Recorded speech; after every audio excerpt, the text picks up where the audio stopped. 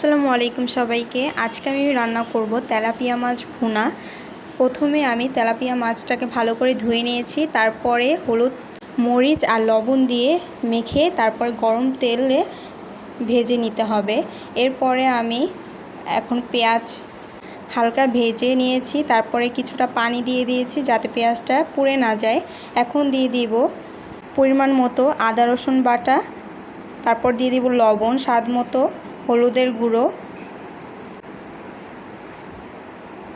মরিচের গুঁড়ো, এখন দিব ধনিয়া গুঁড়ো,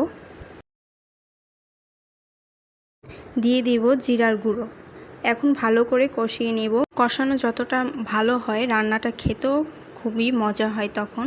তো আমি ভালো করে কষিয়ে নিব যতক্ষণ তেলটা মশলার উপরে উঠে আসে। এরপরে আমার ভালো করে কষানো হয়ে গেল। এখন আমি পরিমাণ মতো পানি দিয়ে দিব। এখন একটু ঢেকে দিব। তারপরে ঝোলটা ফুটে আসলে এখন দিয়ে দিব মাছগুলোকে ভালো করে। এরপরে আমি সর্বশেষ দিয়ে দিব ধনিয়া পাতা। রেডি হয়ে গেল মাছ ভুনা।